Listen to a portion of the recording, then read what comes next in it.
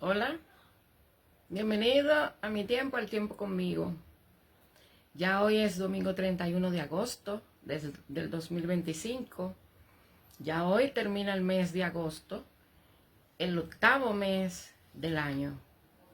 Y hoy estamos en el 12º domingo en el que la iglesia se le llama, se le estimula a no olvidar la encomienda, el mandato de predicar el evangelio a toda criatura, que comienza en Jerusalén con el bautismo de los creyentes y que están para llevar ese mensaje a todas las ciudades, en todos los idiomas que ellos hablaban y habían venido a Jerusalén a la fiesta de la cosecha, del Shabbat, o de las semanas, o del Pentecostés. Es un día en el que nosotros recibimos un reto del Señor a través de las lecturas para este domingo. La primera lectura la encontramos en el libro del profeta Jeremías, en el capítulo 2, en los versos del 4 al 13, pero siempre, como tengo la costumbre y siempre lo voy a enfatizar, aunque sea repetitiva, léanlo del 1 al 3 incluso, para que así puedan tener una visión de todo el contexto donde se desarrolla la lección que se quiere traer a la iglesia cada domingo o cada sábado o cada vez que se reúnan en las casas, o en la sinagoga o en el parque, a donde quiera.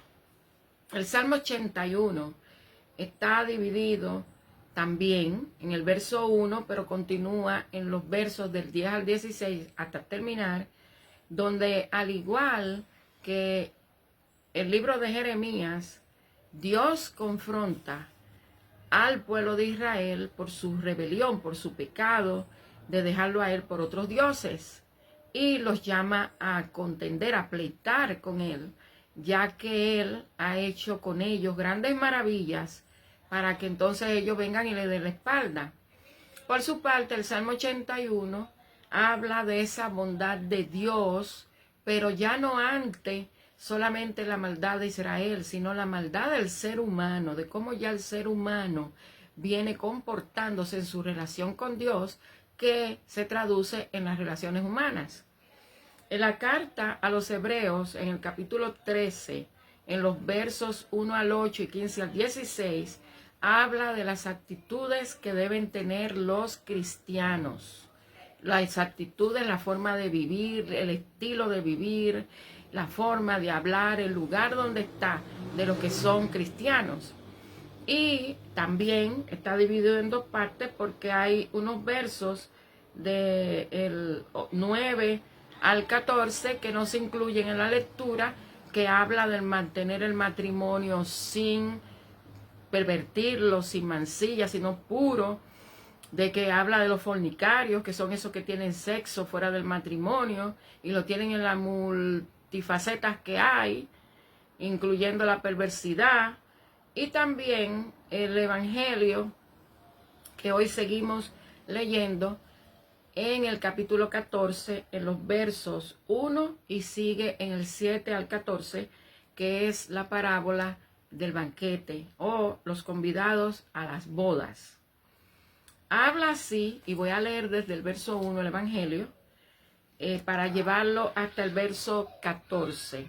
Dice: aconteció que un sábado Jesús entró a comer en casa de un gobernante fariseo, y ellos lo acechaban.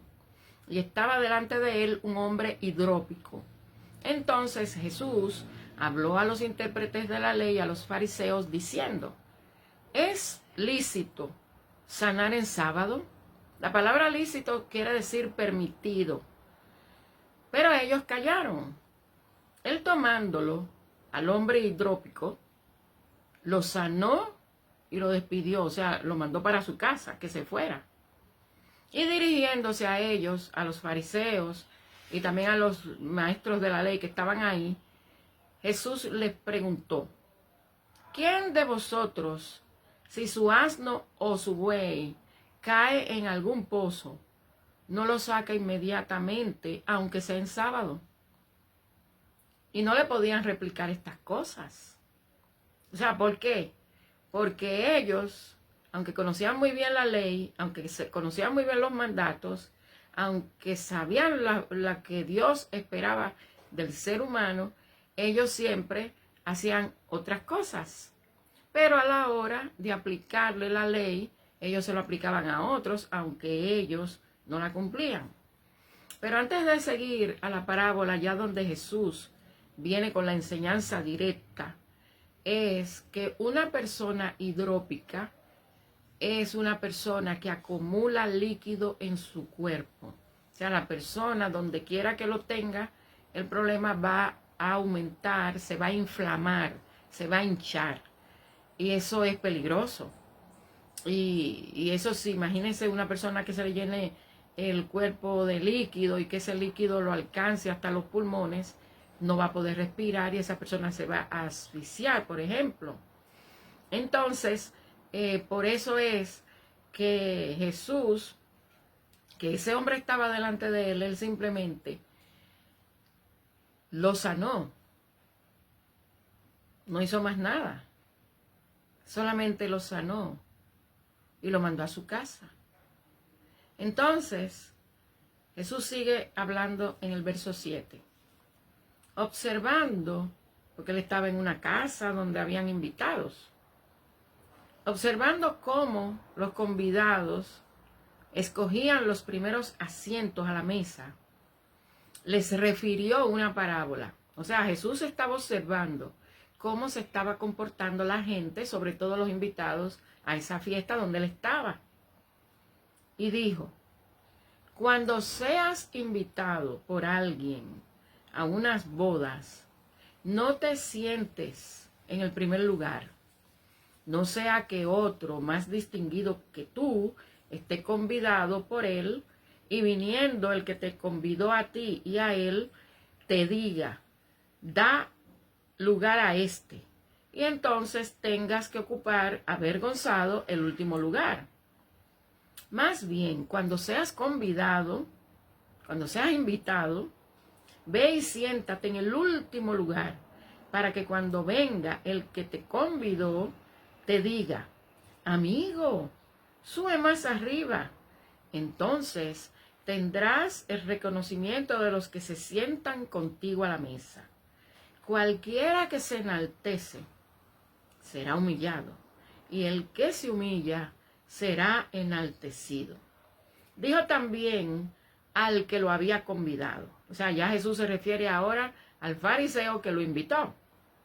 Cuando hagas comida o cena, no llames a tus amigos, ni a tus hermanos, ni a tus parientes, ni a vecinos ricos, no sea que ellos, a su vez, te vuelvan a convidar a ti y seas recompensado. O sea, que si yo te invito a ti, tú te sientes tan agradecido que cuando yo hago una fiesta, yo estoy en el compromiso de invitarte a ti como una manera de devolverte el favor.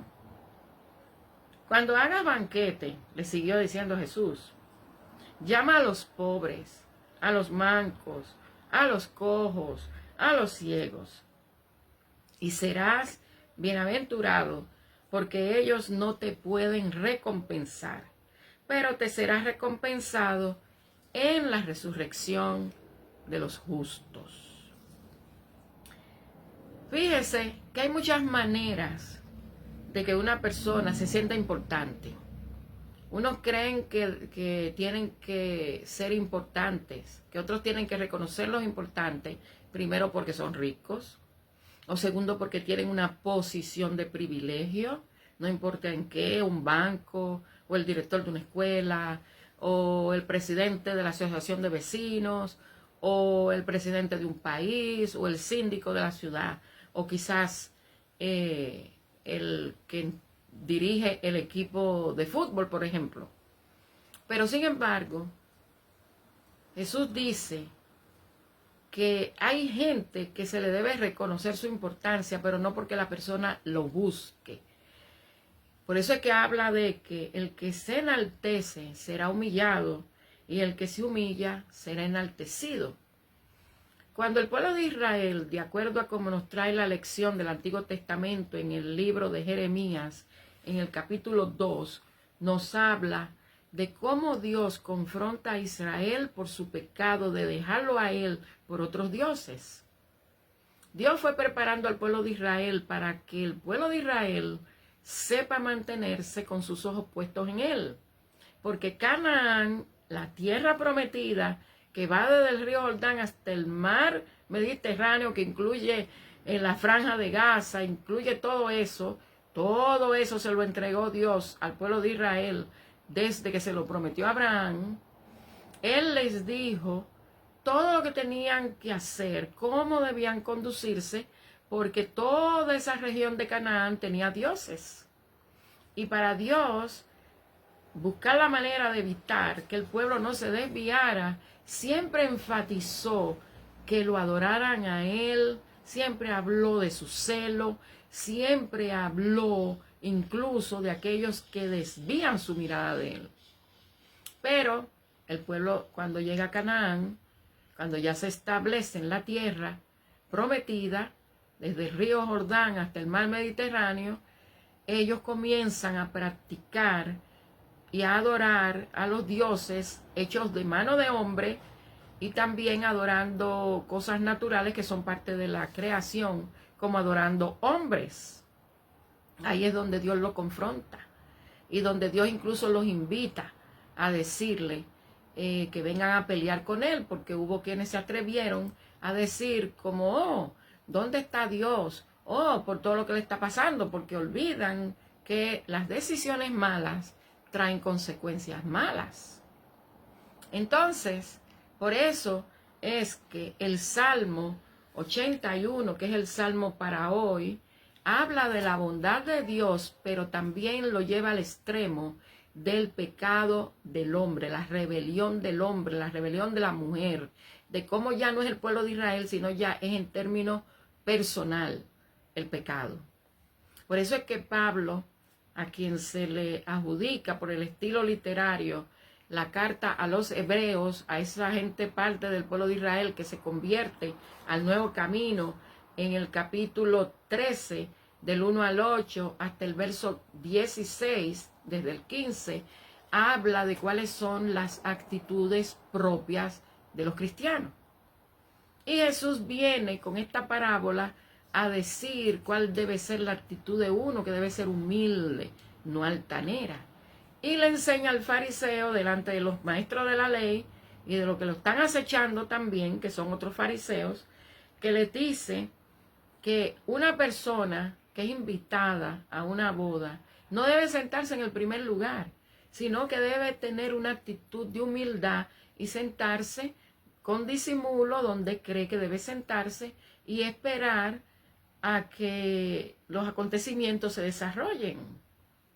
Porque si tú te sientas en el último lugar, aún te dieron una tarjeta de invitación, aún fue el dueño de la casa o los de la boda que te invitaron, uno tiene que mantener su lugar.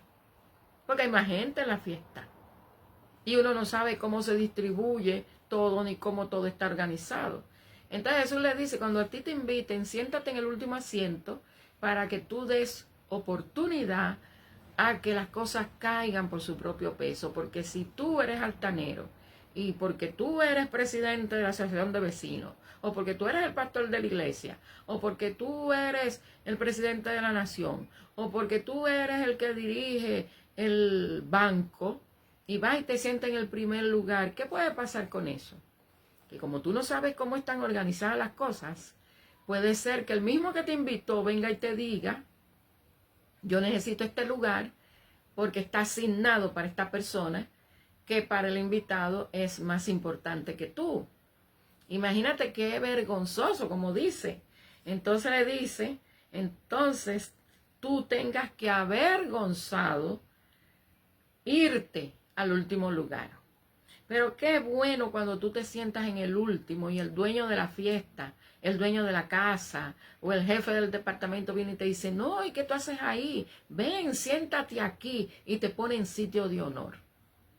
Ahí es donde está la enseñanza que viene también del Antiguo Testamento, de que el que se enaltece será humillado y el que se humilla será enaltecido. Pero también le da una lección al dueño de la fiesta. Y es que el dueño de la fiesta no solamente se enfoque en invitar a gente que está a su mismo nivel, porque él es un fariseo. Y si él es un fariseo, él es una persona que tiene una posición económica en la ciudad que amerita que él sea un fariseo, uno de esos grupos que dirigen junto con los maestros de la ley y los sacerdotes, manejan la vida cotidiana y de fe de los que se reúnen en el templo para adorar. Y le dice al fariseo, al dueño de la casa, al que lo invitó a él, mira, cuando tú vayas a hacer una fiesta, no invites nada más a la gente importante. Invita, además de la gente que tú vas a invitar, invita a aquellos que son cojos, aquellos que son pobres, aquellos que son mancos y a los que son ciegos. No solamente invites a gente que algún día te va a devolver la invitación como una manera de recompensarte, porque hay gente que busca hacer las cosas para que el otro se comprometa moralmente y esa persona tenga que venir a hacerle la gracia simplemente como yo lo invité, simplemente como yo le regalé, pues esa persona está comprometida a tener que invitarme o a tener que regalarme. Sin embargo, Jesús, la enseñanza que hace es que uno tiene que balancear. Uno no puede inclinar la balanza, uno tiene que estar balanceados. Que ahí es de donde viene el segundo mandamiento más importante, como Jesús lo explica en el Evangelio de Mateo, en el capítulo 22, que habla de que además de amar a Dios, que es el primer mandamiento, el principal, también el segundo es tan importante. Y en todos ellos dos, en todo eso se resume todo lo que es la Sagrada Escritura, incluyendo la organización después de Constantino de lo que tenemos hoy como el Nuevo Testamento. Incluyendo eso. ¿Por qué? Porque es palabra de Dios, es revelación de Dios. Es la iglesia que se va extendiendo, que conecta con esa bendición que viene de Abraham a todas las naciones. Porque la bendición de Dios no es automática. Dios no está para trabajar para ninguno de nosotros. Dios no existe para complacer caprichos personales. Dios creó al ser humano, al hombre y a la mujer, y lo hizo a su semejanza, y le entregó todo. Pero entre todo eso, se supone que hay una conexión espiritual, porque somos semejantes a Él, porque Él no solamente nos dio su espíritu, Él también nos dio para pensar, nos dio la libertad, y nos dio el poder de recrear, y de disfrutar, como lo hizo Él de toda su creación. Así que cuando Jesús enseña, afirmando lo que dice el escritor de la carta a los Hebreos en el capítulo 13, de vivir una vida que sea pensando en los demás, de cómo Dios se siente y toma decisiones por la rebelión, por dejarlo a Él, por otras boberías.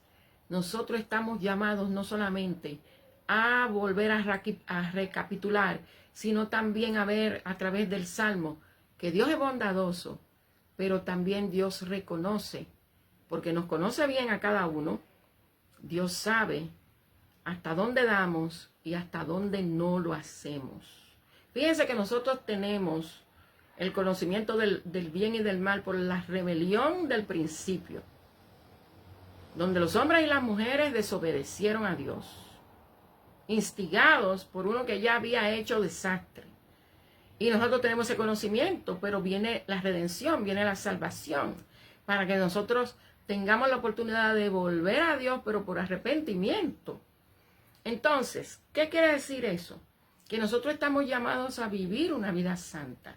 Si nosotros nos vamos a la carta de los Hebreos, a donde habla de cuál debe ser la actitud de los cristianos, habla de que uno nunca debe dejar de amarse como hermanos. Y fíjense, no se pierdan, cuando usted lea la Biblia, no olvide que la Biblia no está escrita para los demonios. La Biblia está escrita para la iglesia. Para la iglesia, para que la iglesia enseñe, después que la gente se convierta de su pecado y vuelva a Dios, entonces usted disipula a esa persona en base a las escrituras.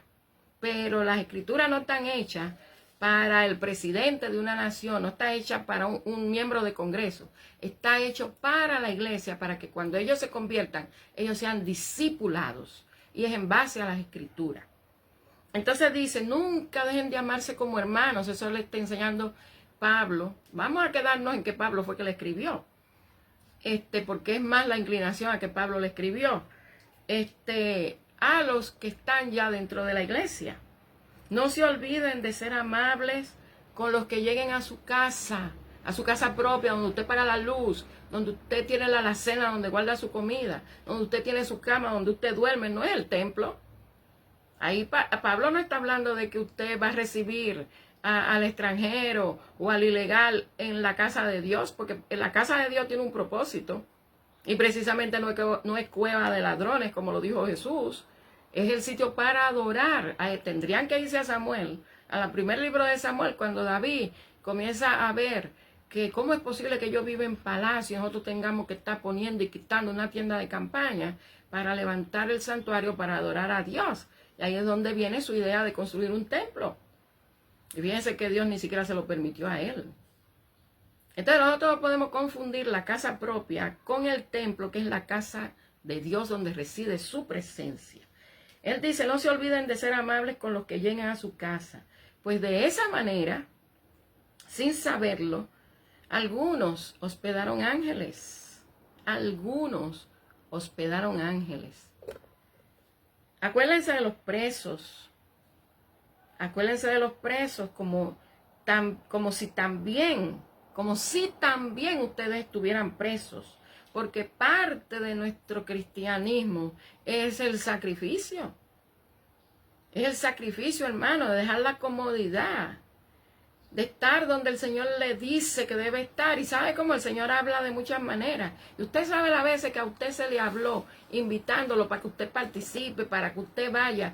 Y muchas veces usted puso excusa. Y Dios habla de muchas maneras, eso lo dice la Biblia. Que Dios habla de muchas maneras, pero queda de usted si usted le hace caso a Él. Piensen en los que han sido maltratados. Usted sabe la cantidad de gente que hoy día es maltratada, y no solamente de tú a tú, y padres que abusan de los hijos, maltratan a los hijos de boca, no solamente porque le dan una pela o le tiran un zapato, porque hay muchas maneras de corregir. Para eso está la correa, para eso está inclusive una nalgada. Que eso sí corrige y eso lo mata al muchacho, y eso lo dice la Biblia.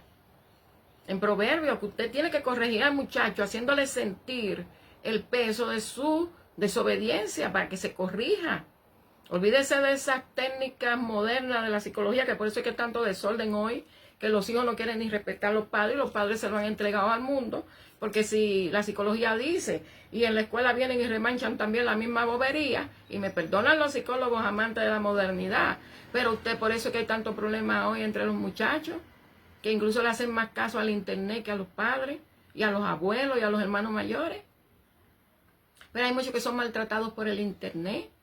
Usted sabe la cantidad de muchachos jóvenes y de niños usando el internet sin supervisión de los padres, de los adultos, que los insultan.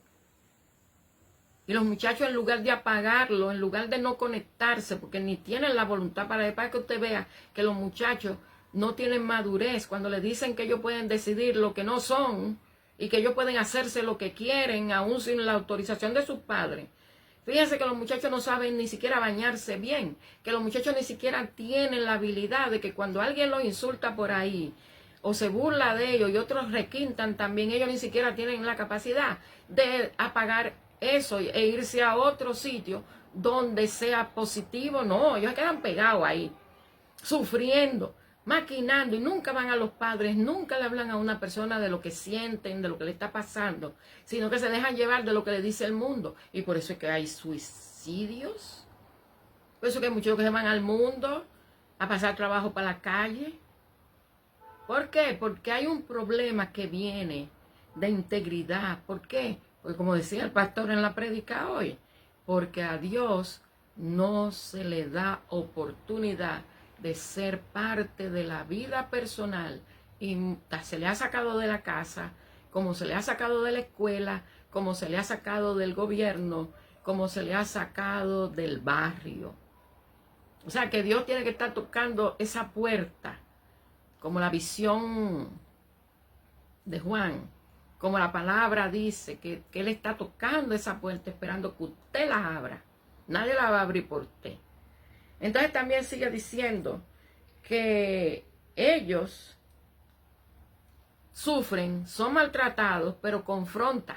Así como Dios confrontó al pueblo de Israel en el libro de Jeremías, y como Jesús confrontó también al fariseo en su propia casa y a los otros que estaban con él, Pablo dice que hay que pensar en los maltratados, ya que ustedes también pueden pasar por lo mismo. Nadie está exento de pasar por las mismas cosas dolorosas, tristes, angustiosas que están pasando muchos hoy. Por eso es que uno tiene que amar al prójimo si dice que ama a Dios. Dice que todos respeten el matrimonio, que ya del verso 4, porque del 1 al 3 es donde se lee, al 8, y vamos a saltar, pero vamos a seguir hasta el 16, enfatizando que son las actitudes que nosotros tenemos que tener donde quiera que nosotros estamos. Que todos respeten el matrimonio y mantengan la pureza de sus relaciones matrimoniales. ¿Y hoy qué pasa en este día? ¿Usted se imagina la porquería que es que una pareja de esposos va a esos clubes y va a participar de esas reuniones en la casa de alguien, donde las parejas se permiten una a la otra hacer de todo, incluso con otra persona? Porque son tan modernos entre ellos, el esposo con la esposa y la esposa con el esposo, que ellos son libres de hacer todo lo que quieran. Y eso no es verdad. Eso no es verdad, porque eso trae consecuencias que quizás no la vean de una vez, pero eso trae consecuencias y muchos problemas. Mantener el matrimonio sin mancha, puro. Que él, cuando vea a una mujer hermosa, no concibe el pecado en su corazón. Que cuando un hombre le mande un texto diciéndole qué bonita estuviste hoy, que ella no se lo regrese, que lo bloquee. Eso le pasa igual que a los muchachos que no se despegan de la pantalla, aunque lo estén insultando y hasta le estén preparando el camino para que vayan a quitarse la vida. También hay personas que no tienen esa capacidad de cortar de raíz el problema. El matrimonio hay que mantenerlo sin mancha. ¿Por qué? Porque la iglesia es la novia de Dios.